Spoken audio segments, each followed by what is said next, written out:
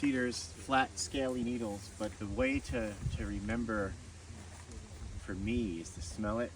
And if you really want to like pour your senses into it, chew on it and suck out the juice and sense what it's doing with your salivary gland, how it tastes, how it smells. Does it open up your airway? Some people will get really still, almost meditative, and wait until they can feel their heart beating, and then as they're tasting it, sense any changes in their circulatory system, their breathing, their mental state. This is the practice of old herbalism.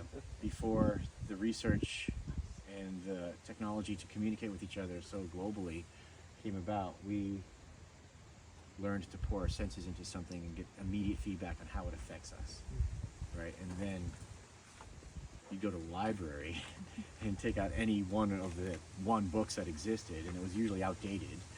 Yule Gibbons, I think, was out there. There wasn't much else.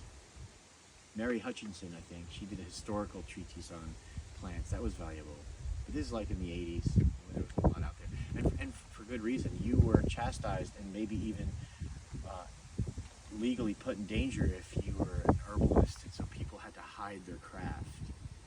It's only now that modern medicine is acknowledging that there's some productive symbiosis between our herbal knowledge and modern triage medicine, if nothing else, for the nutrition value in keeping us healthy. So the cedar, northern white cedar, if you wanted to come up and just prune a little branch off of it, the deer have done way more damage than we ever can do. That's what this whole browse line is. All these, right? They come in and they love the cedar in the winter. It's their winter survival food. So go ahead and just crush it, if you will, and smell it. And look at those tiny little scales in their arrangement.